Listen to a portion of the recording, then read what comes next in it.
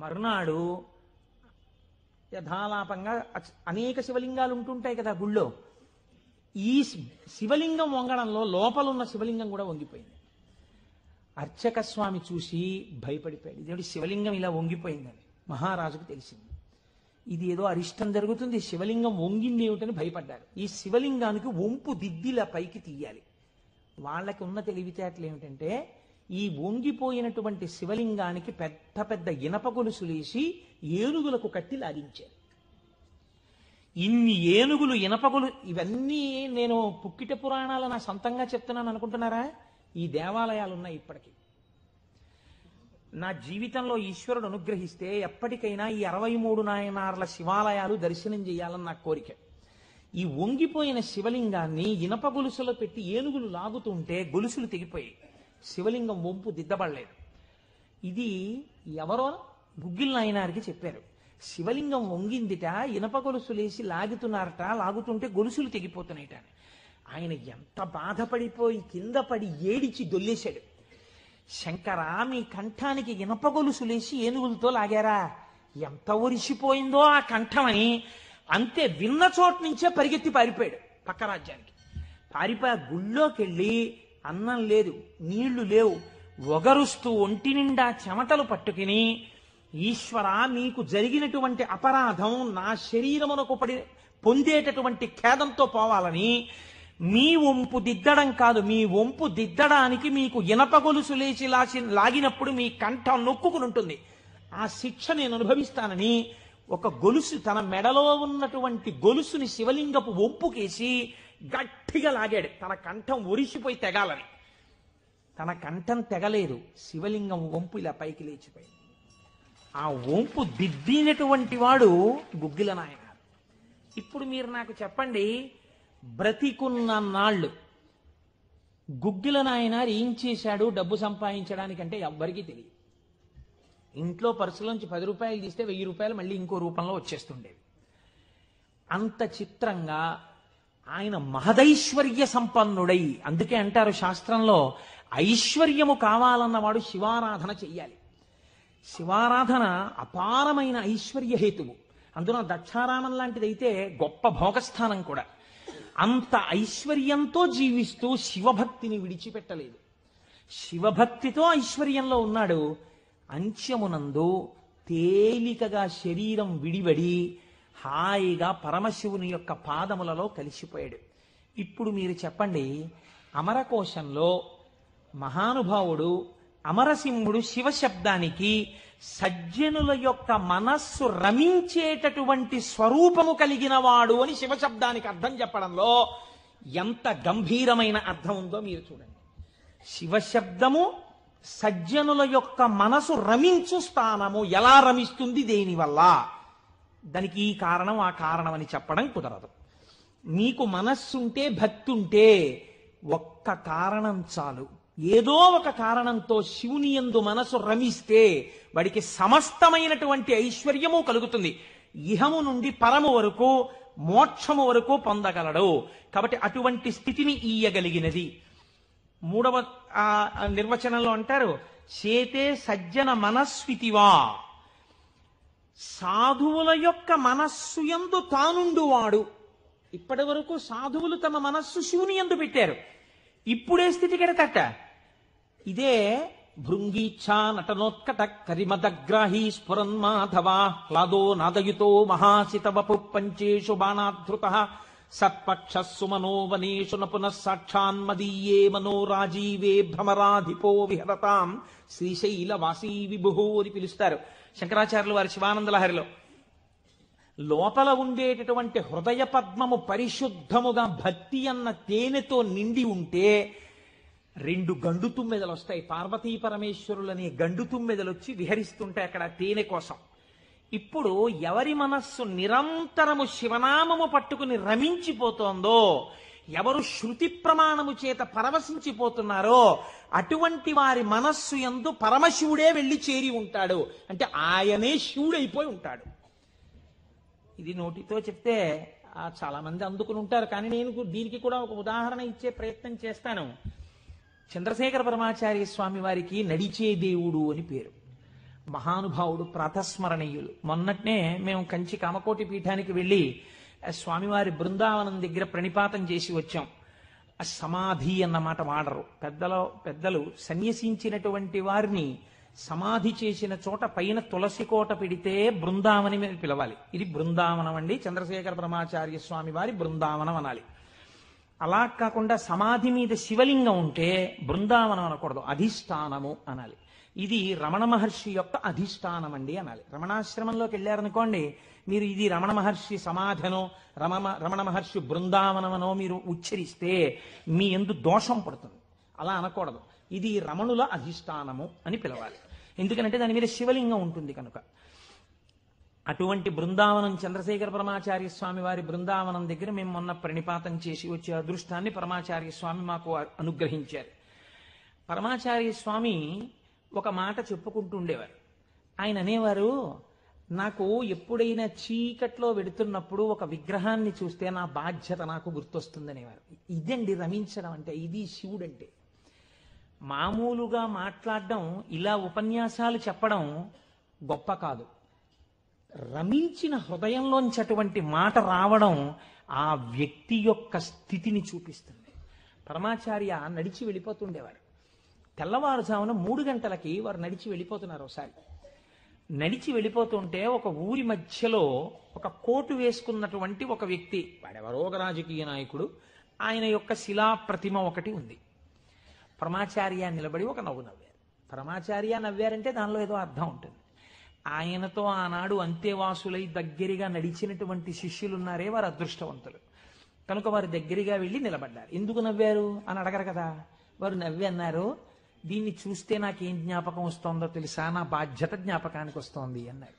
అదేమిటండి, ఆ విగ్రహానికి మీకు సంబంధం ఏమిటి అనుకున్నారు విన్నవాళ్ళు. ఆయన అన్నారు, ఈ విగ్రహంలో ఉన్న వ్యక్తి తెల్లవారుజామున 3 గంటలకి ఇలాగే కోటేసుకుని నిలబడి ఉండేవాడా అని అడిగారు. అప్పుడు 3 కదా అయింది టైము. తెల్లవారుజామున 3 గంటలకి ఆ విగ్రహంలో ఉన్న వ్యక్తి ఎవరు ఉన్నాడో ఆయన అలా కోటేసుకుని నిలబడ్డ కదా.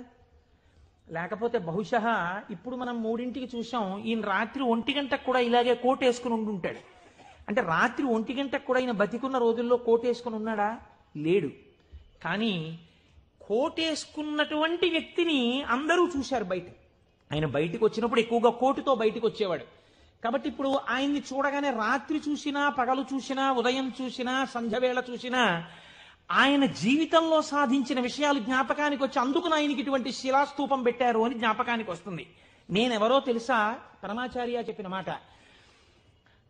నేను కూడా ఇలా దండం పట్టుకుని, కమండలం పట్టుకుని నడిచి వెళ్ళిపోతుంటే భారతదేశమునకు 4 చెరగుల మళ్లీ అవైదికమైన మతములు ప్రవేశించకుండా 4 పీఠములు పెట్టి చంద్రమౌళీశ్వరారాధన ఏర్పాటు చేసినటువంటి మహాపురుషుడైన శంకరాచార్య స్వామి వారి ప్రతిబింబంగా ఆ శిల తన జీవితాన్ని జ్ఞాపకం చేస్తే, శంకరులని జ్ఞాపకం చేసి నడువడిని నేర్పడానికి ఈ రూపంతో మేం తిరుగుతున్నాం.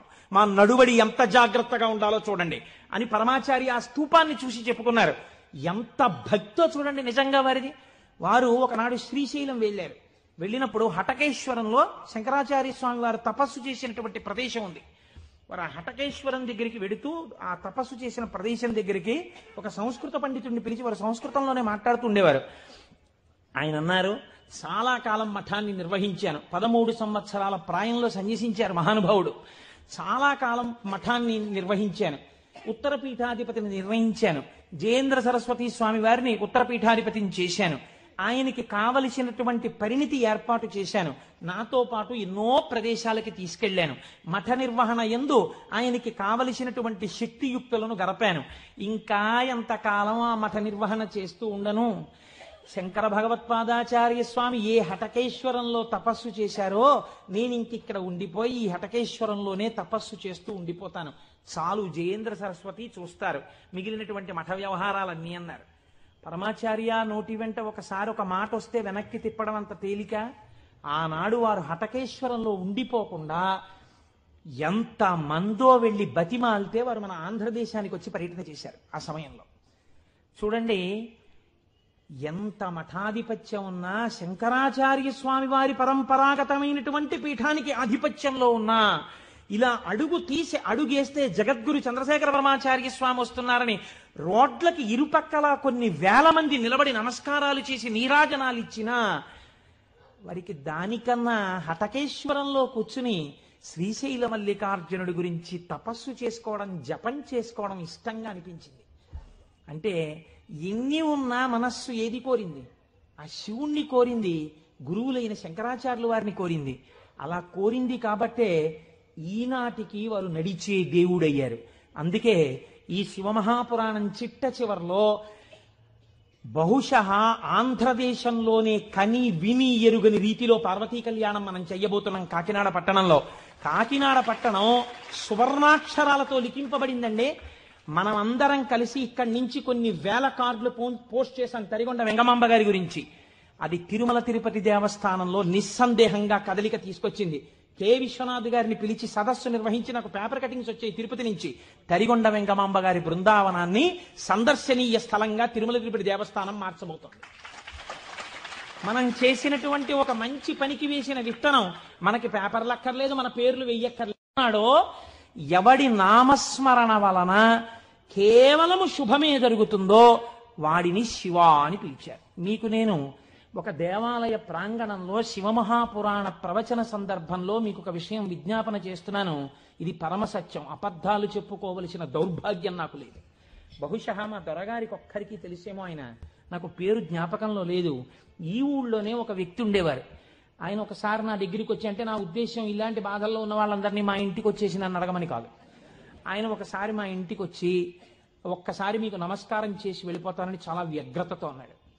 అంటే నేను ఆఫీస్కి వెళ్ళిపోతున్నానండి, టైం అయిపోతుంది, ఇప్పుడు నమస్కారం పెట్టి మాట్లాడడం ఎందుకు? అక్కర్లేదు, నేనేం మాట్లాడను, ఒకసారి నమస్కారం చేసి వెళ్ళిపోతానని. సరే చెయ్యండి, కానీ అది మీరు నమస్కారం చేస్తానన్నట్టు లేదు, ఒక్కసారి మిమ్మల్ని కొడతానన్నట్టుంది. ఎందుకంత భావన వ్యగ్రత అన్న అంటే, ఇవ్వాలే నా జీవితానికి చిట్ట చివరి రోజు, నేను ఆత్మహత్య చేసుకోబోతున్నాను.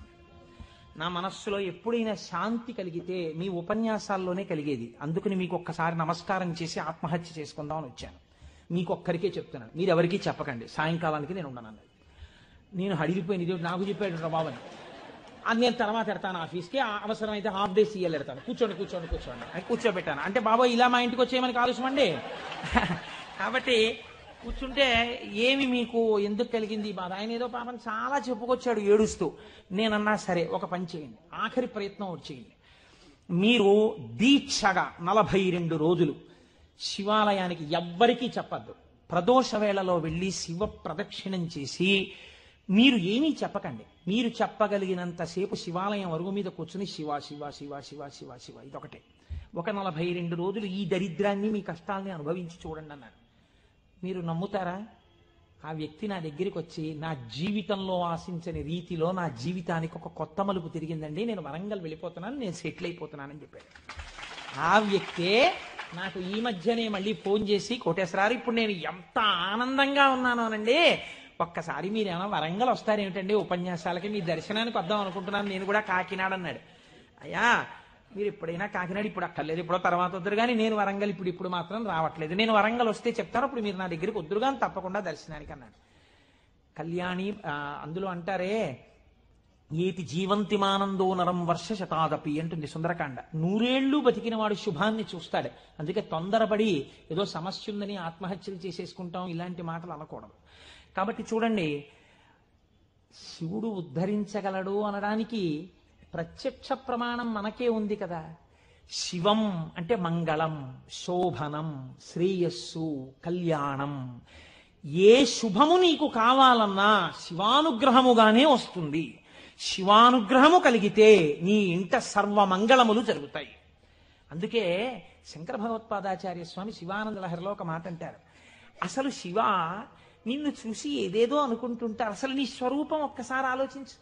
కరస్తే హేమాద్రౌ గిరిశ నికటస్తే ధనపతౌ గృహస్థే స్వర్భూజామరసురభి చింతామణిగణే శిరస్థే సీతాంశౌ చరణయుగళస్తే అఖిల శుభౌ కమర్థం దాస్యేహం భవతు భవదర్థం మమ మనః అంటారు.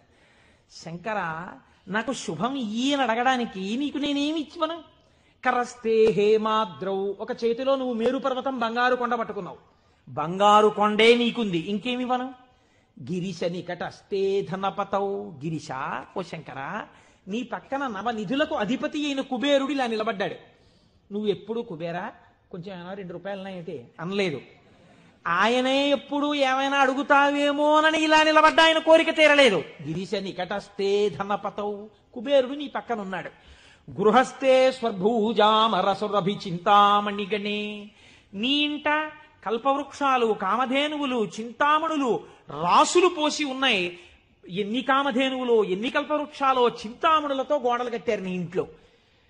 పోన్లేవయ్యా, ఇవన్నీ ఉన్నాయి కానీ నీకేదో మోక్షం ఇస్తాను, నీకేమైనా అనారోగ్యం వస్తే తగ్గిస్తానడానికి నీ యొక్క శిరస్సు మీద శీతాంశు, చంద్రబింబం ఉంది, చంద్రరేఖ ఉంది, కాబట్టి మోక్షం ఇచ్చే అధికారం నీకుంది. ఇంక నీకు నేనేమివ్వను? నాది నాది అన్నది ఒక్కటి ఉంది నా దగ్గర, నీది కాదని నా దగ్గర ఉన్నది అన్నది ఏమిటో తెలుసా? కమర్థం దాస్యేహం భవతు భవదర్థం మమ మనః.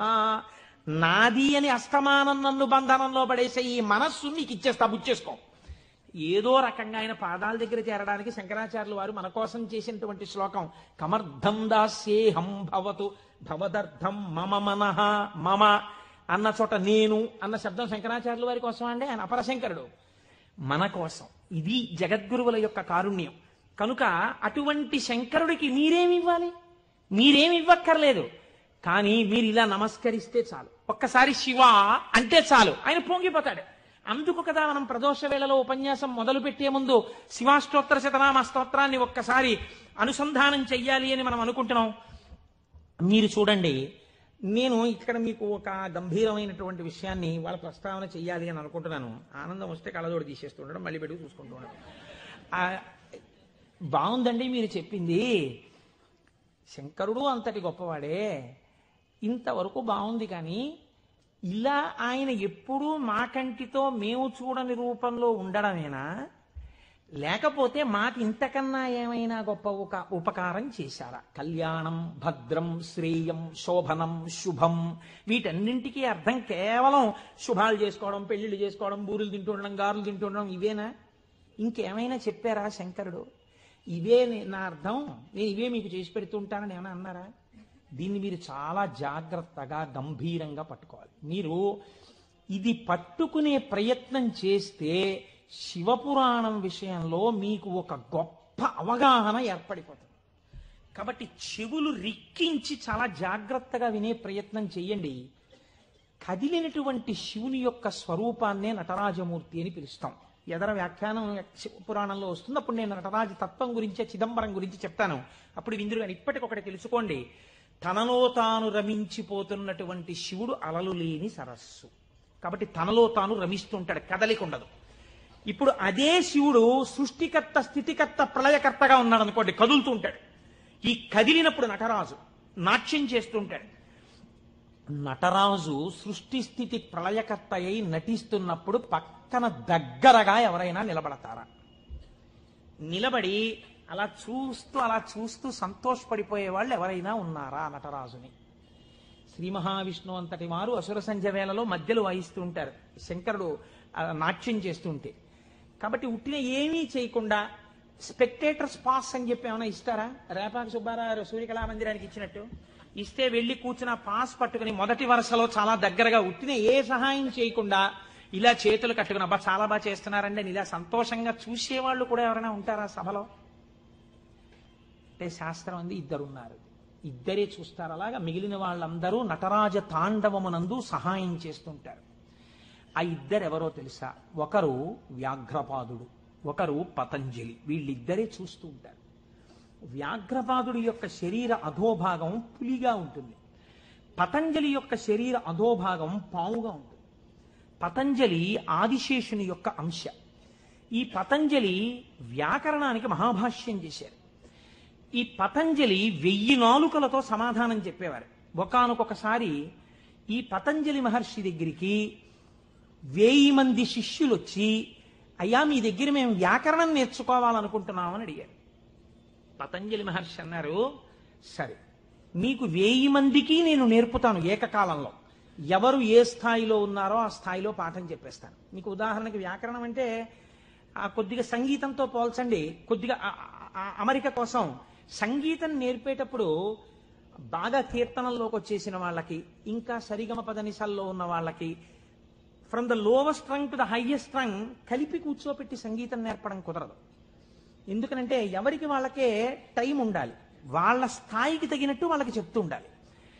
వ్యాకరణ మహాభాష్యం చెప్పేటప్పుడు 1000 మంది 1000 రకాలైన ప్రశ్నలు వేస్తారు. 1000 మందికి ఒకేసారి జవాబు చెప్పాలి. కాబట్టి ఇప్పుడు తాను ఎలా చెప్పాలి? తాను ఆదిశేషుడు కనుక శేషాంశతో చెప్పాలి, 1000 నాలుకలతో చెప్తాను. కానీ 1000 నాలుకలతో చెప్పినప్పుడు ఒక ప్రమాదం ఉంది. శేషాంశతో ఉంటాను, దానిలో విషపు గాలి కూడా వస్తుంది. ఎదురుగుండా కూర్చున్నవాడు బూడిదైపోతాడు. కాబట్టి తెర అడ్డం కడతాను. ఇది చిదంబరంలో జరిగిందండి యథార్థంగా. నేను ఒక తెర అడ్డం కట్టి లోపల నేను కూర్చుంటాను, మీరు బయట కూర్చోండి. మీరు ప్రశ్నలు అడుగుతూ ఉండండి, నేను చెప్పేస్తుంటాను 1000 నాలుకలతో. ఒక్క నియమం, 1000 నాలుకలతో నేను కష్టపడి 1000 మంది శిష్యులకు సమాధానం చెప్పడానికి కూర్చుని ఉండగా ఎవడైనా సరే నేను పాఠం పూర్తయిందనే లోపల లేచి వెళ్ళిపోతే వాడు బ్రహ్మరాక్షసుడైపోతాడని చెప్పి శాపం పెడుతున్నానన్నారు. 1000 మంది శిష్యులు కూర్చున్నారు. కొంతమందికి అసలు ప్రారంభంలోనే అనుమానాలు ఉంటాయి. అలాంటి వాళ్ళు కూడా ఉంటారు. ఇప్పుడు ఇది మోక్షద్వారం, ఇందులో దూరితే మోక్షం వస్తుంది అన్నాం అనుకోండి, ఇది ఎవరు పెట్టారండి అంటాడు. వెంటనే వాళ్ళు వచ్చారు. అసలు ముందు తెలుసుకోవడం కన్నా అనుమానాలు ఎక్కువ. అక్కడే పతనం ప్రారంభం. విన్నదాన్ని మననం చేసి దీన్ని మనం ఎంత అనుష్ఠానంలోకి తెద్దామని చూడకుండా మనం ఎన్ని అనుమానాలు ఇందులో తెచ్చేసుకుందాం అనేటప్పటికీ అవి ఎప్పటికీ ఆగవు. మీకు ఎప్పటికీ ఆగవు అనుమానాలు. ఇప్పుడు ఏమైపోయింది, ఇందులో ఒకటికి అనుమానం వచ్చింది. ఏమిటో వెళ్ళిపోతే బ్రహ్మరాక్షసుడు అంటున్నాడు. ఈ మాట వినగానే అసలు నాకు తోచడం మానేసింది. అసలు ఈయన మొదలెట్టే లోపలే కాసేపు బయటికి వెళ్ళి తిరిగి వస్తే మనశ్శాంతిగా ఉంటుంది. పాఠం మొదలెట్టే లోపల వచ్చేద్దామని ముందే వెళ్ళిపోయాడు ఆయన. పాఠం మొదలెట్టేటప్పటికి వద్దాం, కాస్త మనశ్శాంతి వస్తుంది. లేకపోతే ఈయన ఏమిటో లోపల నేను 1000 నాలుకలు అంటున్నాడు, తెరత్తకూడదు అంటున్నాడు, ఓరు నాయనో ఇదంతా ఏ గొడవగా ఉంటుందో, వెళ్ళిపోతే బ్రహ్మరాక్షసుడు అంటున్నాడు, ముందే కాస్త తిరిగి వస్తే, అలా తిరిగి వచ్చేస్తే కాస్త మనశ్శాంతిగా ఉంటుంది, అప్పుడు వచ్చి కూర్చుందాం పాఠానికని ముందే వెళ్ళిపోయాడు. అంటే ఎలా ఉంటారో చూడండి లోకం. ఇప్పుడు పతంజలి వ్యాఖ్యానం మొదలుపెట్టారు. 1000 నాలుకలతో చెప్పేస్తున్నారు ఆయన పాఠం. ఒక ఆయనకి అనుమానం వచ్చింది. ఏమిట్రా 1000 మంది అడుగుతున్నాం, 1000 మందికి చెప్పేస్తున్నాడు సమాధానాలు, ఎలా చెప్తున్నాడు రా ఈయన? తెర అడ్డం కట్టాడు, నేను చెప్తాను లేండి అన్నాడు. నిజంగా అసలు ఎలా చెప్పగలుగుతున్నాడో ఒక్కసారి చూద్దామని. చూడండి, సేవ చేస్తున్నారు పరమాత్మకి అని తెరడ్డం పెడితే ముందు వరుసలో కూర్చున్నవాడు తెరెత్తి చూస్తుంటాడు. ఎంత తప్పది అంటే అది కూడా భక్తి. కాబట్టి అలా ఆ పతంజలి అటు కూర్చుని ఉండగా ఒక శిష్యుడు ఏం చేశాడంటే మెల్లిగా తెరెత్తాడు. తెరెత్తి చూశాడు. చూసేటప్పటికి విషపు గాలి వాడు ఒక్కడి మీదకే పెడుతుందా? ఈ 999 మంది బూడిదైపోయాడు. అట్నుంచి ప్రశ్న ఆగిపోయింది. ఆగిపోగానే పతంజలికి అనుమానం వచ్చింది. ఏదో జరిగిందని ఆయన పాఠం ఆపి లేపి తెర తీసి చూశారు. బూడిద రాసులు ఉన్నాయి. అరేరే చచ్చిపోయారా 1000 మంది అనుకున్నారు. ఇంతలో పాఠం వినడానికి కొంచెం మనశ్శాంతితో వద్దామన్నవాడు వచ్చాడు. నువ్వు ఎక్కడికి వెళ్ళావురా అని అడిగాడు ఆయన. అది నేను చెప్తాను కానీ వీళ్ళు ఏమిటంటే 999 బూడిద కుప్పలు ఏమిటండి అన్నాడు. వాడు బుర్ర మరీ పాడైపోయాడు. ఆయన అన్నారు, కంగారు పడకు, నేను ముందే చెప్పాను కదా తెరెత్తద్దని. ఎవడో ఎత్తాడు, బూడిదైపోయారు. నువ్వు మాత్రం ఒక్క శిష్యుడు మిగిలావురా, మీకు 1000 మందికి పాఠం చెప్తానన్నాను, కనీసం ఒక్కడే మిగిలావు, నీకు చెప్తాను పాఠం అన్నారు. వాడు అడిగిపోయాడు, అయ్య బాబోయ్ పాఠమే అని. ఇప్పుడు పతంజలి అన్నారు, నీకేం చెప్పను, కంగారు పడకు, నీకు నేను అనుగ్రహించేస్తున్నాను, నీకు వ్యాకరణం అంతా భాషించేసింది, నీకు వచ్చేసింది వ్యాకరణ భాష.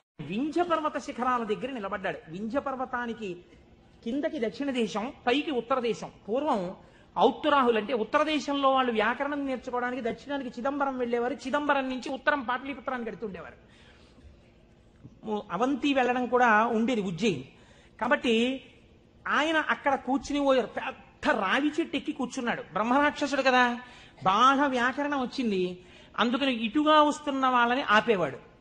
ఆ రోజుల్లో వ్యాకరణం నేర్చుకోవాలి అంటే, ఆ రోజుల్లో అంటే యథార్థం అంతే, వ్యాకరణం నేర్చుకోవాలి అన్నా, వేదం నేర్చుకోవాలి అన్నా ఉపనయనం చేసుకోవాలి. ఉపనయనం చేసుకుని గాయత్రీమాత యొక్క అనుగ్రహాన్ని పొందితే తప్ప వేదం చదవడానికి కానీ వ్యాకరణం చదువుకోవడానికి కానీ అర్హత ఇచ్చేవారు కాదు. కాబట్టి ఇప్పుడు ఈయన ఉపనయనం అయిపోయినటువంటి బ్రహ్మచారులు ఎవరైనా వ్యాకరణం నేర్చుకోవడానికి ఎడుతుంటే వాళ్ళని ఆపుతుండేవాడు.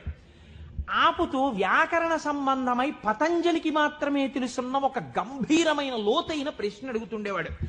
పచ్చనేటటువంటి ధాతువు మీద త అనబడేటటువంటి నిష్ఠా ప్రత్యయం కలిస్తే పచధాతువునకు నిష్ఠలో రూపం ఏ రకంగా వస్తుంది అని అడిగేవాడు.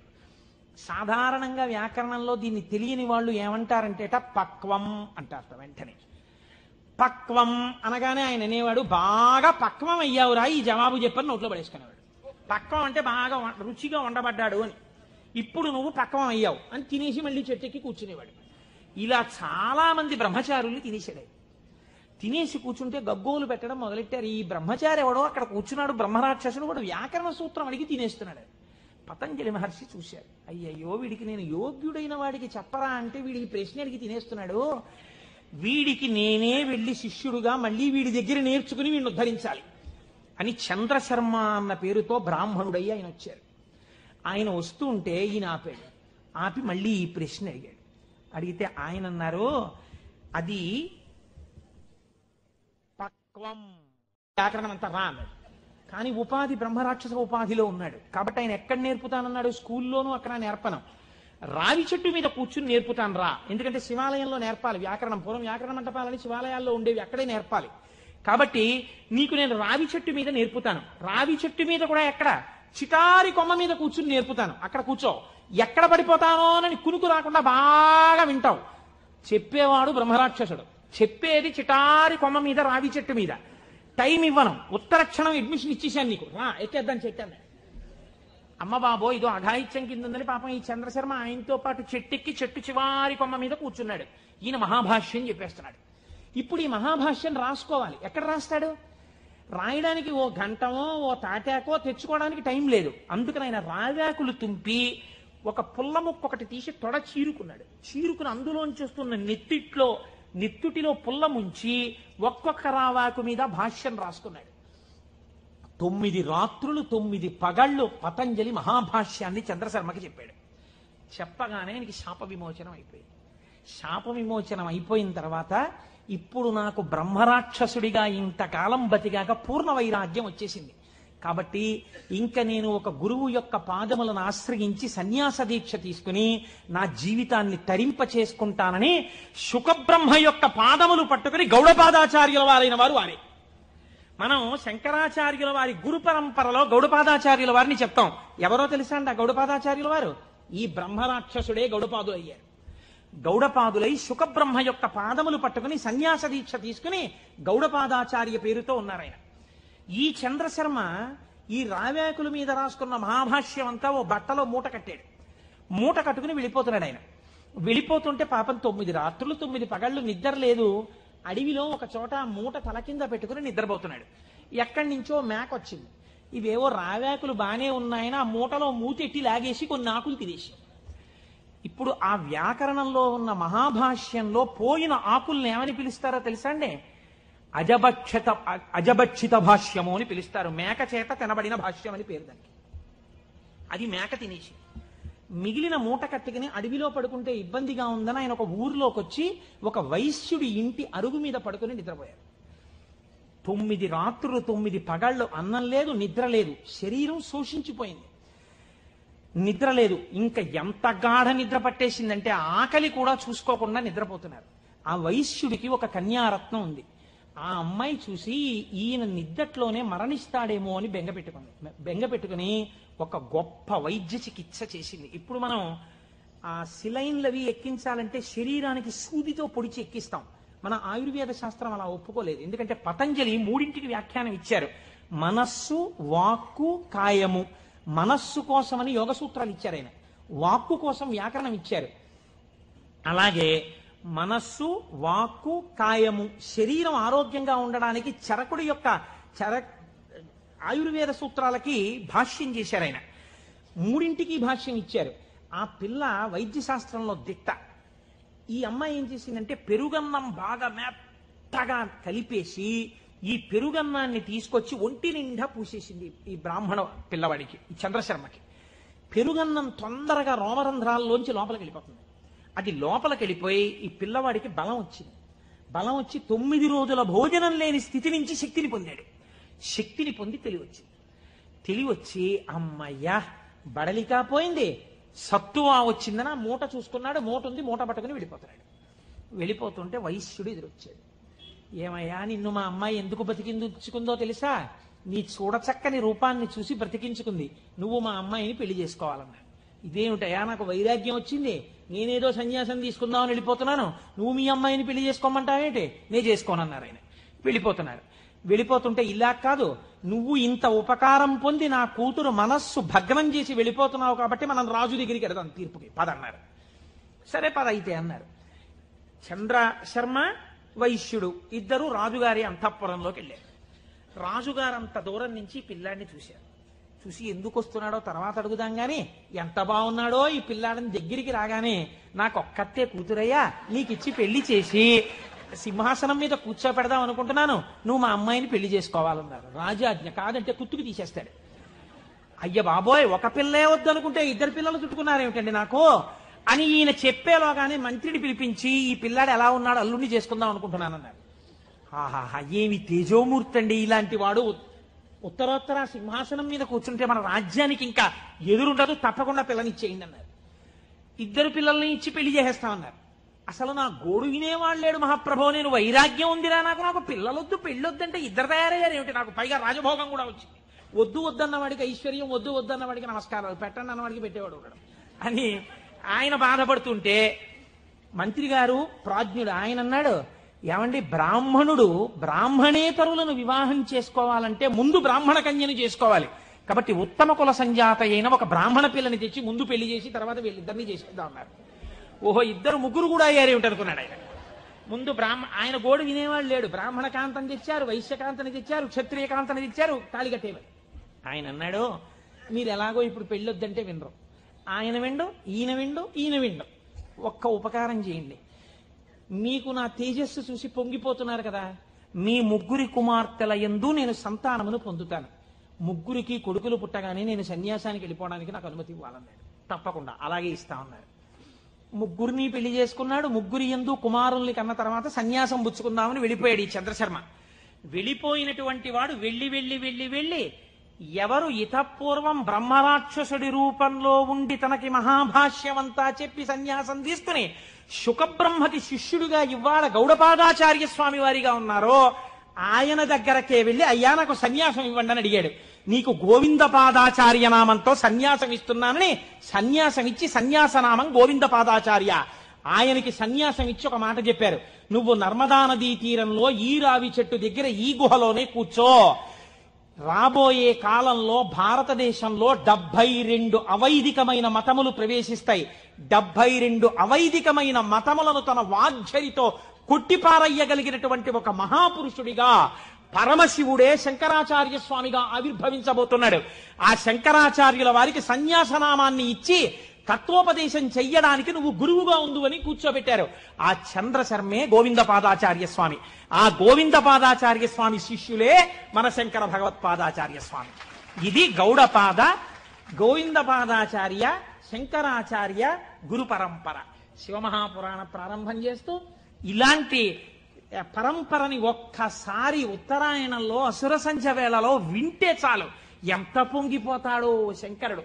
కనుక ఇప్పుడు ఆయన కాలడిలో జన్మించాడు మహానుభావుడు. ఆ శంకరాచార్య స్వామి వారి జన్మ రహస్యాన్ని గురించి ఎప్పుడైనా మనం త్రిపుర సుందరి అమ్మవారి ఊళ్ళో మళ్ళీ శంకరాచార్య స్వామి వారికి వైశాఖ శుక్ల పంచమి నాడు చేస్తాం కదా ఉత్సవం, అప్పుడు చెప్తాను దాని గురించినటువంటి విశేషాలు. ఇప్పుడు చెప్తే కుదరదు మహాప్రభో.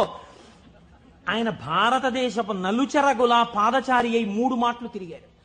72 అవైదికమైనటువంటి మతములను శృతి ప్రమాణమైన తన వాగ్ఝరితో కొట్టిపారేశారు, చిమ్మేశారు.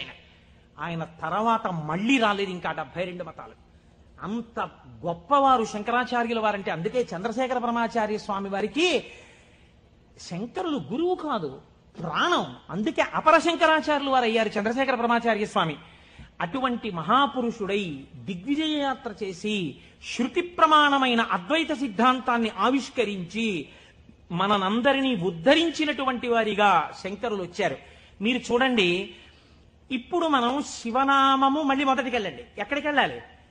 అమరకోశంలో శివనామమునకు చెప్పినటువంటి వ్యాఖ్యానములో శివుణ్ణి ఏ రకంగానైనా పట్టుకుంటే మిమ్మల్ని ఉద్ధరించగలడు దగ్గర నుంచి శ్రేయం, మంగళం, కళ్యాణం, భద్రం, శ్రేయస్సు, శోభనం ఇవి కేవల మంగళములేనా, ఇంకేమన్నా ఉన్నాయా? దగ్గరికి వెళ్ళండి. అందుకు తీసుకొచ్చాను దీన్ని. ఇప్పుడు ఇక్కడి నుంచి అక్కడికి వెళ్ళండి. మళ్ళీ ఒక్కసారి వెడితే మీకు ఈ శివనామమును ఎక్కడ దాచారు? శివనామము పంచాక్షరిగా కదండి ఉంది. నమశివాయ అని పంచాక్షరి.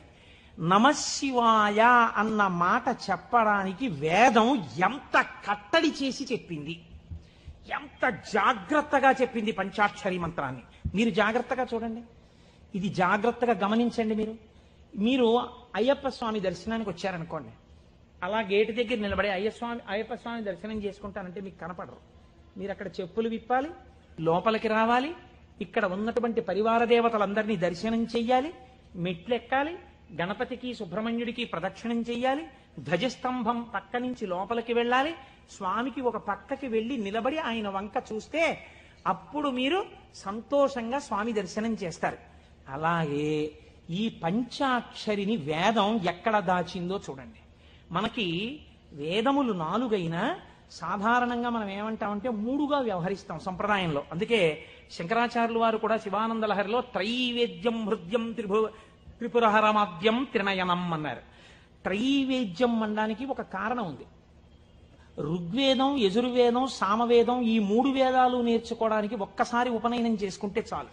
ఒకసారి ఉపనయనం చేసుకుంటే 3 వేదాలలో ఉండేటటువంటి సారాంశమునకు కూడా ఒక సావిత్రి ఉపదేశం, ఒక గాయత్రి ఉపదేశంతో 3 వేదాలు చదవచ్చు. అథర్వ వేదం చదువుతాను అన్నారు అనుకోండి ఎవరైనా, ఈ 3 వేదాలు చదవడానికి కావలసినటువంటి ఉపనయనం సరిపోదు. అథర్వ వేదం కూడా చదవాలంటే మళ్ళీ ఉపనయనం చేసుకోవాలి. మళ్ళీ ఉపనయనం చేసుకుని మళ్ళీ ఇంకొక బ్రహ్మోపదేశం పొంది అథర్వ వేదం చదవాలి. అందుకని త్రైవేద్యం అంటారు సాధారణంగా. ఈ 3 వేదములు ఋగ్వేదం, యజుర్వేదం, సామవేదం, మీరు 3 అలా పెట్టారనుకోండి, ఒక దేవాలయ ప్రాంగణం ఉన్నట్టుగా 3 వేదాలు అలా పెడితే ఈ 3 వేదాలకి మధ్యలో ఏ వేదం ఉంది? ఇది ముందరి ద్వారం, ఇది వెనక ద్వారం, ఇది ఋగ్వేదం, ఇది సామవేదం, ఈ మధ్యలో ఉన్నది యజుర్వేదం. ఇప్పుడు ఈ యజుర్వేదానికి 7 కాండలు ఉన్నాయి. 7 కాండలు 1, 2, 3, 4, 5, 6, 7. ఇప్పుడు ఇందులో మళ్ళీ మధ్య ప్రాకారం ఏది? 4వ కాండ కదండి. ముందు 3, వెనక 3, మధ్యలోది 4. ఇప్పుడు ఈ 4వ కాండలో ఏముంది? యజుర్వేదంలో రుద్రాధ్యాయం ఉంది. మళ్ళీ రుద్రాధ్యాయంలో అష్టమానువాకం మీరు తీసుకోండి, మధ్యలోకి అష్టమానువాకం వస్తుంది. అష్టమానువాకం మీరు తీసి ఇప్పుడు చదవండి అష్టమానువాకాన్ని. నమః సోమాయ చ రుద్రాయ చ నమస్తామ్రాయ చ అరుణాయ చ నమః శంగాయ చ పశుపతయే చ నమ ఉగ్రాయ చ భీమాయ చ నమో అగ్రే వధాయ చ దూరే వధాయ చ నమో హంత్రే చ హనీయసే చ నమో వృక్షేభ్యో హరికేశేభ్యో నమస్తారాయ నమః శంభవే చ మయో భవే చ నమః శంకరాయ చ మయస్కరాయ చ నమః శివాయ చ శివతరాయ చ. అష్టమానువాకం చిట్ట చివర్లో నమః శివాయ చ అక్కడ పెట్టారు. ఈ నమః శివాయ చాకి ముందు ఏం పెట్టారు? మయస్కరాయ చ. మయస్కరాయ చ అంటే గురువు. గురూపదేశంతో పంచాక్షరిని పొందాలి. మయస్కరాయ చ. ఈ గురువుల పరంపరలో మొట్టమొదట లోకంలో శివనామాన్ని ప్రచారం చేసి అద్వైత సిద్ధి వైపుకు నడిపించిన వాళ్ళు ఎవరు? నమః శంకరాయ చ. శంకర భగవత్పాదులు. ఆ శంకర భగవత్పాదులు ఎవరు? శంకరుడే. ఎలా చెప్పగలరు? రుద్రాధ్యాయంలోనే అభిషేక మంత్రాల్లోనే ఒక చోటు ఉంది, నమ కపర్దినేచ వ్యుక్తకేశాయ చ అని. కపర్దినేచ అంటే పెద్ద జటాజూటం ఉన్నవాడు, వ్యుక్తకేశాయ చ అంటే అసలు వెంట్రుకలు లేనివాడు, మొత్తం పూర్ణమండలం చేయించేసుకుని గుడ్డు చేయించేసుకుని ఉన్నవాడు. అలా ఎలా కుదురుతుందండి? పక్కనే ఉన్న నామంలో పెద్ద జటాజూటమా, ఆ పక్కనే ఉన్న నామంలో ఒక్క వెంట్రుక కూడా లేనటువంటి గుండుతో ఉన్నవాడా? ఈ రెండు ఎలా సమన్వయం అవుతాయి అంటే పెద్దలన్నారు, నీ ఇష్టం వచ్చినట్టు చెప్పడానికి వీల్లేదయా, అలా వ్యుక్తకేశాయచ గుండుతో శివుడున్నాడని ఎక్కడైనా చెప్పారా? వ్యాస భగవానుడు వాయుపురాణంలో చెప్పారు గుండుతో శివుడున్నాడు అని. గుండుతో శివుడు ఎక్కడున్నాడు? ఎందుకంటే దక్షిణామూర్తిగా కూడా జటాజూటంతో ఉంటారు, శివుడిగా జటాజూతంతో ఉంటారు. పూర్ణముండనంతో గుండు చేయించుకున్నటువంటి శివస్వరూపం లేదు. మరి వాయుపురాణం ఎలా చెప్పింది ఉన్నాడని అంటే, వాయుపురాణం ఒక విషయాన్ని వ్యాస భగవానుడు ప్రతిపాదన చేస్తూ చెప్పారు. చతుర్భిః సహ శిష్యైస్తు శంకరో అవతరిష్యతి. 9 శిష్యుల మధ్యలో కూర్చుని గుండుతో ఉండి మీద బట్ట కప్పుకున్న సన్యాసి రూపంలో ఎవరు కనపడుతున్నాడో ఆయనే పరమశివుడు అని చెప్పింది. ఇప్పుడు నలుగురు శిష్యుల మధ్యలో కాషాయ బట్ట ఇలా గుండు మీద వేసుకుని చేతిలో వేదాలు పట్టుకుని ఇలా చిన్ముద్ర పట్టి కూర్చున్నది ఎవరండి? శంకరాచార్య స్వామి. నమ కపర్దినేచ పరమశివుడు, వ్యుక్త కేశాయ చ శంకరాచార్యుల వారు. కాబట్టి ఇప్పుడు ఈ శంకరాచార్యుల వారు ఎవరు? పరమశివుడే. రుద్రాధ్యాయంలో రహస్యంగా చెప్పేసింది. ఎప్పుడో రాబోయేటటువంటి శంకరావతారాన్ని రుద్రాధ్యాయం చెప్పింది.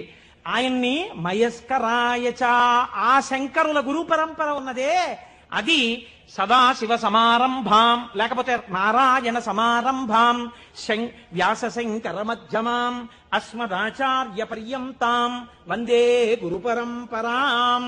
ఆనాడు పరమశివుడు కపర్ది అని ఇంత జుత్తుతో ఉన్నవాడి నుంచి ప్రారంభమైనటువంటి ఈ గురు పరంపర మధ్యలో శంకరాచార్య స్వామి ఉంటే, ఈనాడు నాకంటి ఎదుట నాకు శంకరాచార్య స్వరూపమై నన్ను నిలబెట్టి ఆశీర్వదించి నడుపుతున్నటువంటి నా గురువు బ్రహ్మశ్రీ మల్లంపల్లి అమరేశ్వర ప్రసాద్ గారి వరకు ఆ గురు పరంపరయే నడుచుచున్నది.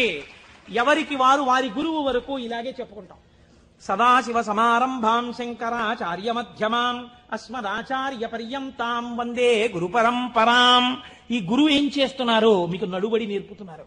ఈ గురువు ఏం చేస్తున్నారు? ఉదారమూర్తి అయి మిమ్మల్ని ఆశీర్వదిస్తున్నారు.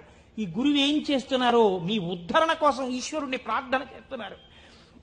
అటువంటి గురువే ఈశ్వర స్వరూపుడై ఉన్నాడు.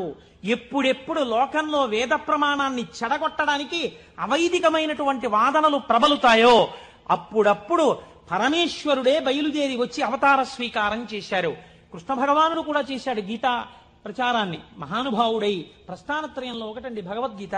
అంతటి భగవద్గీతను మనకు అందించినటువంటి జగదాచార్యుడు కృష్ణ పరమాత్మ. ఆయన కూడా జగదాచార్యుడే. ఒకటే కదండి ఉన్నది పరబ్రహ్మతత్వం. అదే కృష్ణుడిగా భాషించింది ఒకనాడు. అటువంటి భగవద్గీతనిచ్చినటువంటి కృష్ణ పరమాత్మ యొక్క అవతారం ఎందుకు కలియుగంలో వచ్చేటటువంటి ప్రమాదముల నుంచి ఉద్ధరించగలిగినంత జ్ఞానబోధ ఎందుకు చెయ్యలేదు? ఒక్కటే కారణం.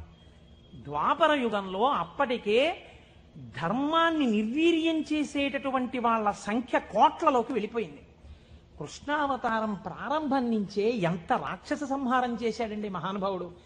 కన్నులు తెరువని కడుచిన్ని పాపడై దానవి చనుబాలు త్రావి చంపే పూతనా సంహారంతో మొదలుపెట్టి ఎంతమంది రాక్షసుల్ని చంపాడు. జరాసంధాది రాక్షసులందరినీ ముందే చంపకపోతే కురుక్షేత్రంలో నిజంగా పాండవులు నిలబడగలరా? ఇంతమందిని చంపాడు. అవతారంలో ఉన్న తక్కువ సమయంలో ఆయన కురుక్షేత్ర మధ్యంలో సమస్త వాంగ్మయాన్ని భగవద్గీత రూపంలో బోధ చేశాడు. కానీ అది సరిపోదేమో. కలియుగం అంటే అసలు మనస్సు నిలబడనటువంటి యుగం. మరి మనస్సు నిలబడదు, కలిపురుషుడి యొక్క ప్రకోపాలు చాలా ఎక్కువగా ఉంటాయి అన్నప్పుడు ఇంకా ఈ గురువులు ఎందుకు, ఈ బోధలు ఎందుకని మీరు నన్ను అడగచ్చు. దానికి ఒక్కటే జవాబు పరమాచార్య స్వామి వారు చెప్పినటువంటివి. నేను ఉపన్యాసాల్లో చెప్పే చాలా భాగాలు పరమాచార్య స్వామి వారివి. కాబట్టి ఆయన అంటారు, మీరు చూడండి దొంగలు పడుతున్నారు, కాకినాడకి దొంగల ముఠాలు వచ్చాయి, దొంగలు కొట్టేస్తున్నారు, ఇళ్ళు దొంగలు కొట్టేస్తున్నారు అన్నారు అనుకోండి. ఎంత జాగ్రత్తగా ఉన్నా దొంగలు కొట్టేస్తున్నారండి అని తాళం తీసేసి తలుపులు తెరిచి వస్తామా? ఏదో ఒక కట్టడి చేస్తాం. చేసి అమ్మ ఏదో ఒకటి సాయంకాలం కాసేపు వాడు ఏదో చెప్పాడో చెప్పలేదో కానీ శివనామస్మరణ చేయిస్తున్నాడమ్మా, అక్కడికి వెళ్ళొస్తాం, అందుకని కాస్త మా గుమ్మం చూస్తుందరు తల్లి, మీరేదో ఇక్కడే కుర్చీ వేసి కూర్చోండి, లేకపోతే మీ అబ్బాయిని మా ఇంట్లో చూస్తుండమనండి, టీవీ కాసేపు కరెంటు పోయినా పర్వాలేదు మహాప్రభు మాకు మీ వాడిని కూర్చోమనండి అంటాం.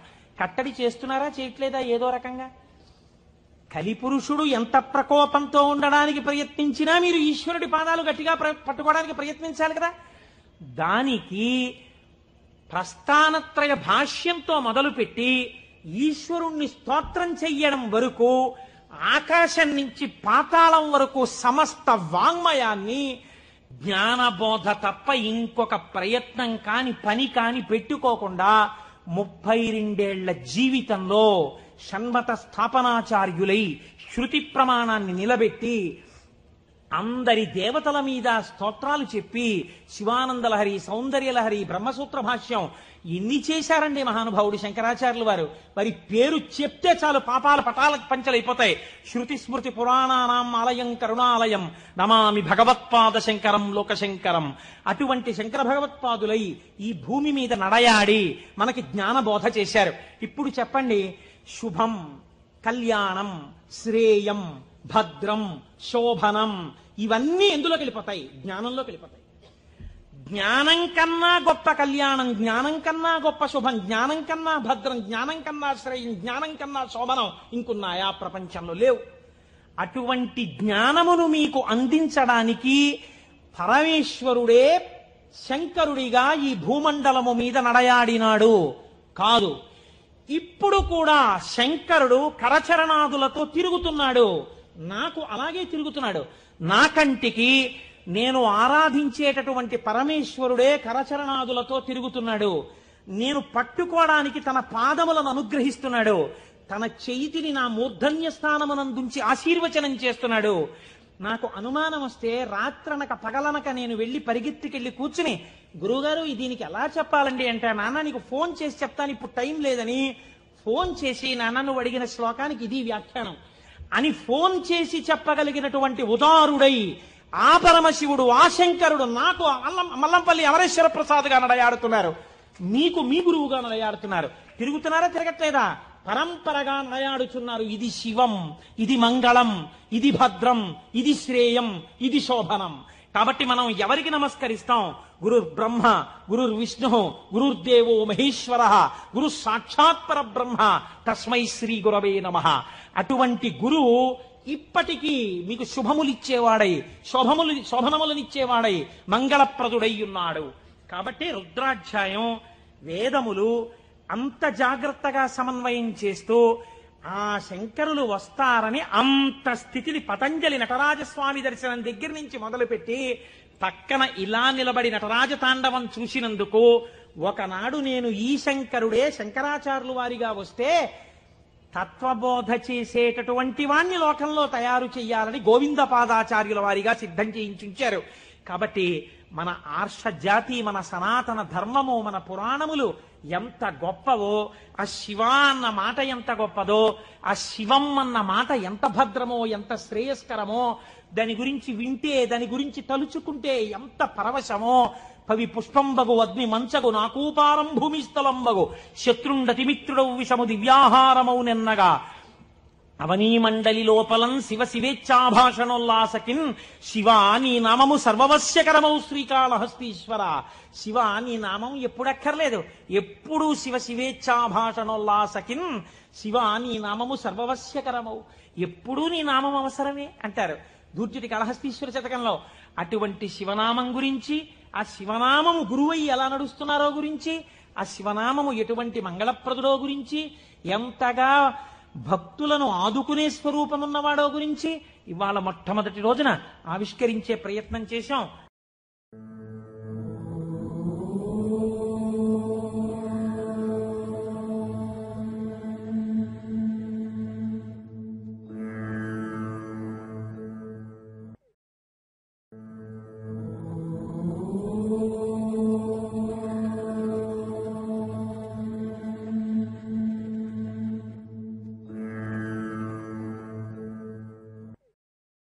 పరమశివుని యొక్క లీలామూర్తులలో 13వ మూర్తి హరిహరమూర్తి. అంటే ఆయన యొక్క శరీరంలో సగభాగాన్ని శ్రీ మహావిష్ణువు స్వీకరించారు.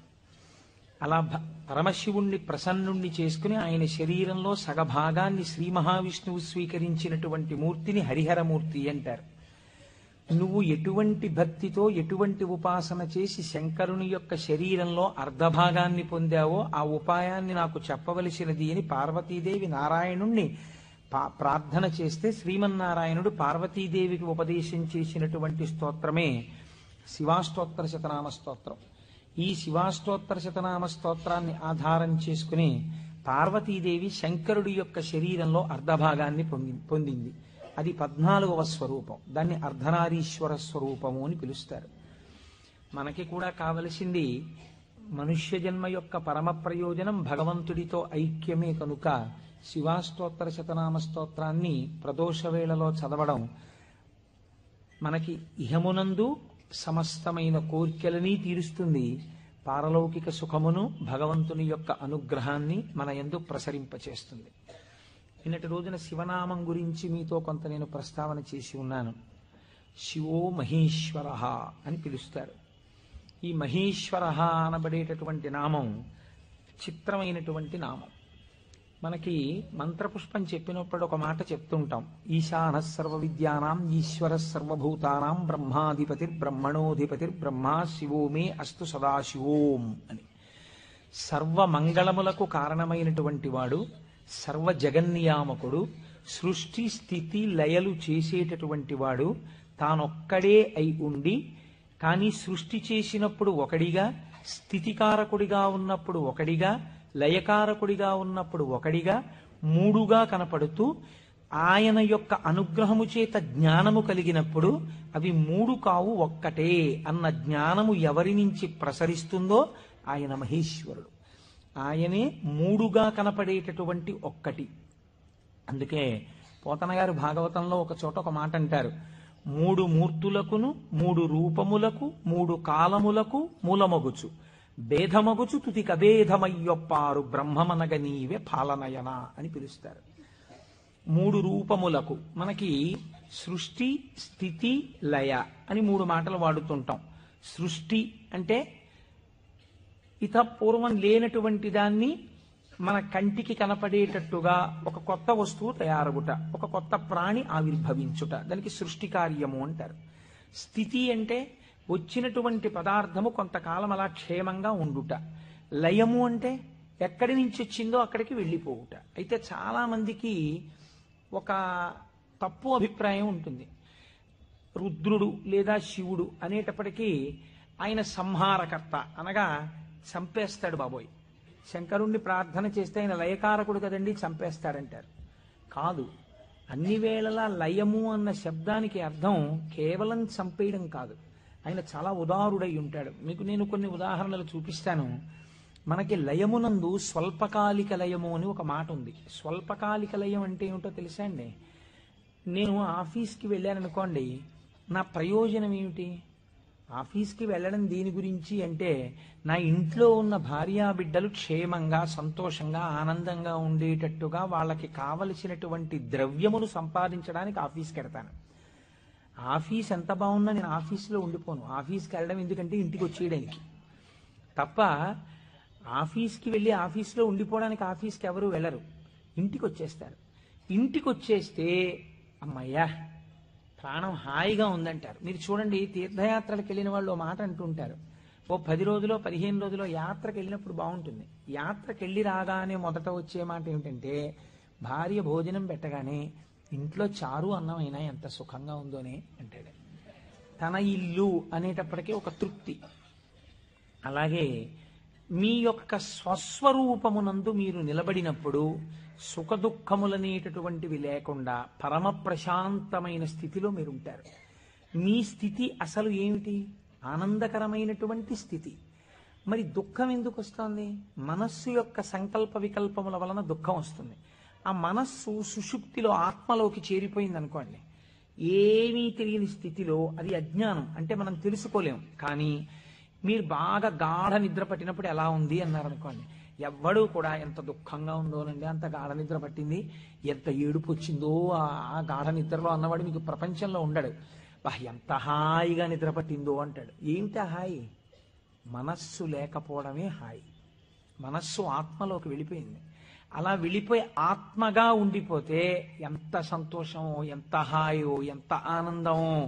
ఈ బాహ్యమును గురించినటువంటి ఎరుక అంతా ఆగిపోతుంది. ఆగిపోయినప్పుడు గొప్ప ఆనందాన్ని పొందుతాడు. ఇలా ఆనందాన్ని పొందినటువంటి స్వరూపము ఏది ఉన్నదో ఆ ఆనందమే శంకరుడు, ఆ ఆనందమే పరమశివుడు. ఆయన ఈ నిద్ర పోయినప్పుడు దీనిని స్వల్పకాలిక లయము అని పిలుస్తారు. నిద్ర పట్టలేదనుకోండి, అంతకన్నా భయంకరమైన స్థితి ప్రపంచంలో ఇంకోటి ఉండదు, అంతకన్నా దుఃఖం కూడా ఇంకోటి ఉండదు. ఒక్కరోజు రాత్రి 1 గంట వరకు నిద్ర పట్టలేదనుకోండి, పిచ్చెక్కినట్టుంటుంది, ఏం చెయ్యాలో అర్థం కాక. ఏదో అలవాటు ఉన్నవాడైతే పుస్తకం తీసుకాసేపు చదువుకుంటే వేరు మాట అనుకోండి. నిద్ర ఎవరు ఇస్తున్నారు?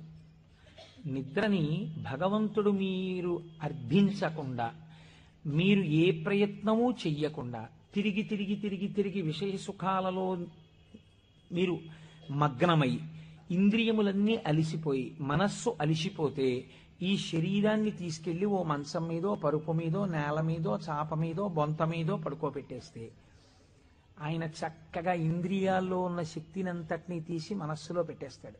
కళ్ళల్లో ఉన్న శక్తి వెనక్కి తీసి మనస్సులో పెడతాడు. కళ్ళు తెరిచి ఉంటాయి కానీ చూడడం. ఒక్కొక్కడు కళ్ళు తెరిచి నిద్రపోతాడు, లేకపోతే సగం తెరిచి నిద్రపోతాడు, కానీ ఏం చూడలేడు. ఎందుకంటే ఆ శక్తి వెనక్కి వెళ్ళిపోయింది.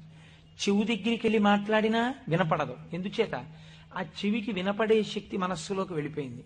ఇంద్రియాలలో ఉన్న శక్తి మనస్సులోకి, మనస్సు ఆత్మలోకి వెళ్ళిపోతుంది. ఈ గాఢమైనటువంటి సుషుప్తి అనబడేటటువంటి నిద్రలో ఈశ్వరుడు మనకు ఒక గొప్ప ప్రయోజనాన్ని చేకూరుస్తాడు. దీన్నే స్వల్పకాలిక లయము అంటారు. మనం ఛార్జింగ్ లైట్ని కరెంటుతో ఛార్జ్ చేసినట్టు ఈ మనస్సు ఇంద్రియముల యొక్క శక్తి తీసుకుని ఆత్మలోకి వెళ్ళి కూర్చుంటుంది. కూర్చున్నప్పుడు ఈ ఆత్మ మళ్ళీ మనస్సుకి ఇంద్రియములకు కావలసినటువంటి బలాన్ని ఇస్తుంది. తెల్లవారి నిద్ర లేవగానే మనస్సు మేల్కొంటుంది. మేల్కొనడం అంటే ఆత్మ నుంచి విడివడుతుంది. అసలు యథార్థమునకు సృష్టి, స్థితి, లయ అన్నవి ఎక్కడ దర్శనం చేయాలో తెలుసా అండి? మీరు ఇక్కడే దర్శనం చేయాలి. అది మహేశ్వర స్వరూప దర్శనం అవుతుంది. మీకు ఎలా దర్శనం చెయ్యాలి? మీకు నిద్ర లేవగానే మొట్టమొదటి ఆలోచన అయితే వచ్చిందో దానికి మీరు సాక్షిగా ఉన్నారనుకోండి. తెలివి రాగానే నాకు మొదట ఏం ఆలోచన వచ్చింది అంటే ఆలోచన మనస్సు యొక్క స్వరూపం. అది ఏం ఆలోచించిందని మీరు ఆలోచనని పసిగట్టి వేరుగా ఉండడం, మీరు ఆత్మగా ఉండడం. ఆత్మగా ఉండి మీరు మొదటి ఆలోచనని చూశారనుకోండి, దాని ఆలోచనల్ని చూడడం మీకు అలవాటు అవుతుంది. ఇది సృష్టి, చతుర్ముఖ బ్రహ్మ దర్శనం. కాబట్టి బ్రహ్మగారికి పూజ లేదు. ఎందుకనంటే ఆ సంకల్ప దర్శనము చేత మాత్రమే మీరు బ్రహ్మదర్శనం చేసేస్తారు. సృష్టి ప్రారంభమైంది అంటే మీ మనస్సు బయటికి వచ్చింది. ఇప్పుడు మీకేం కావాలి? స్థితి కావాలి. స్థితి అంటే నిర్వహణ శక్తి కావాలి. కొన్ని సంకల్పములను మనస్సు చేస్తుంది, వీటిని విడగొట్టగలిగిన ప్రజ్ఞ కావాలి. అది వ్యగ్రతతో ఇవాళ ఈ పని చేయి అంటుంది, నేను చేయను. నీకేం, నీ సొమ్మేం పోయింది నువ్వు చెప్తావు, కానీ మూట కట్టుకొని అనుభవించవలసిన వాడిని నేను చేయను అని మనస్సుకు ఎదురు తిరిగి చెప్పి, ఈ మాట చెప్పావు చాలా బాగుంది, ఇది చేస్తాను అని మనసు చెప్పినవి కొన్ని అంగీకరించగలగాలి. ఇలా చెయ్యడానికి మీకు సమర్థత కావాలి. ఇది నిర్వహణ సమర్థత. అడ్మినిస్ట్రేటివ్ ఎబిలిటీస్ అంటారు చూసారా? ఒక కుర్చీలో కూర్చుంటే ఆయన ఆఫీసర్ గారు, ఆ కుర్చీకి ఒక శక్తి ఉంటుంది. ఆ శక్తిని పొంది ఉన్నవాడు స్థితికారకుడు. స్త్రీగా చెప్తే నారాయణి అమ్మవారు, పురుషుడిగా చెప్తే శ్రీ మహావిష్ణువు. ఆయన స్థితికారుడు. కాబట్టి మీరు ప్రాతకాలమునందు తప్పకుండా విష్ణునామం చెప్పాలి. మీరు పూజా మందిరంలోకి వెళ్ళి కూర్చోగానే విష్ణునామంతో ప్రార్థన ప్రారంభం కావాలి. అందుకే ఓం కేశవాయ స్వాహ, ఓం నారాయణాయ స్వాహ, ఓం మాధవాయ స్వాహ, గోవింద విష్ణు మధుసూదన త్రివిక్రమ వామన శ్రీధర హృషికేశ పద్మనాభ దామోదర సంకర్షణ అని ఒకవేళ మనకి సరిగ్గా చెప్పడం చేత కాదేమోనని ఋషులు నిర్ణయించేశారు. అసలు పూజ ప్రారంభమే ఆచమనంతో, ఆచమనం విష్ణునామాలతో. ఆ విష్ణువు యొక్క శక్తి మీ యందు ప్రసరిస్తే మీకు సాయంకాలం వరకు ఆ ప్రజ్ఞ అలా వెడుతుంది. ఎందుకంటే జాగృతిలో ఉన్నప్పుడే మీరు ఇంద్రియాల్ని, మనస్సుని ఈశ్వర స్వాధీనం చేయాలి. దీనికి కావలసిన ప్రజ్ఞ, మీ ఆలోచనల్ని చక్కదిద్దుకోగలిగిన ప్రజ్ఞ మీ యందు ప్రసరిస్తుంది. కాబట్టి విష్ణు పూజతో రోజు ప్రారంభం కావాలి, విష్ణునామంతో ప్రారంభం కావాలి. తరువాత మీరు అభిషేకం చేసుకోవచ్చు, శివార్చన చేయవచ్చు. నేను అలా చెయ్యవద్దని నేను చెప్పట్లేదు. విష్ణునామంతో ప్రారంభించాలి. మనకి భగవంతుడు ఒక్కడే, కానీ మనకి ప్రయోజనం చేకూర్చడానికి అన్ని రూపాల్ని పొందాడు. రాత్రి నిద్రపోయే ముందు శాస్త్రం అంది 11 మార్లు. ఇంకా నువ్వు నామం చెప్పేసిన తర్వాత ఇక మాట్లాడకూడదు. 11 మాటలు శివ శివ శివ శివ శివ శివ శివ అని 11 మాటలు అనుకుని విశ్రాంతి స్థానమునకు శరీరమును చేర్చేయాలి. ఇక పడుకున్న తర్వాత ఇక మాట్లాడడం. ఇప్పుడు ఈ శివానుగ్రహం స్వల్పకాలిక లయం. సృష్టిని దర్శనం చేశాడు, స్థితికారకుణ్ణి ప్రార్థన చేశాడు. ఈ రోజు చేసినటువంటి పనులన్నీ మంచి పనులైతే నిద్రలో నీకు సాత్వికమైనటువంటి ఆలోచనలు వస్తాయి. సాత్వికమైన ఆలోచనలతో, చిత్తశాంతితో, భయానకమైన కలలు రాకుండా హాయిగా నిద్రపుచ్చగలిగినటువంటి స్వరూపము స్వల్పకాలిక లయమైనటువంటి పరమశివ స్వరూపము. శివనామం చెప్పి నిద్రపోతే నిద్రా సమాధి స్థితి, అది సమాధి స్థితి అవుతుంది. మళ్ళీ లేచాడు, మళ్ళీ సృష్టికర్త దర్శనం చేస్తాడు. తొలితలంపు ఏది వస్తోందో దాన్ని మీరు ఈశ్వరుడి వైపుకి తిప్పడం అలవాటు చేయాలి మనస్సుకి ప్రయత్నపూర్వకంగా. ఫస్ట్ డిక్టం లోపల నుంచి ఏం రావాలో తెలుసా అండి, అది మీరు అలవాటు చేయాలి. అప్పుడు మీరు ఒక రోజుని కాలమునందు ఒక రోజనబడేటటువంటి విభాగమును మహేశ్వరుడిగా మారుస్తున్నారు మీరు. ఇది మహేశ్వరార్చనము. ఒక రోజు మహేశ్వరుడైంది. మీరు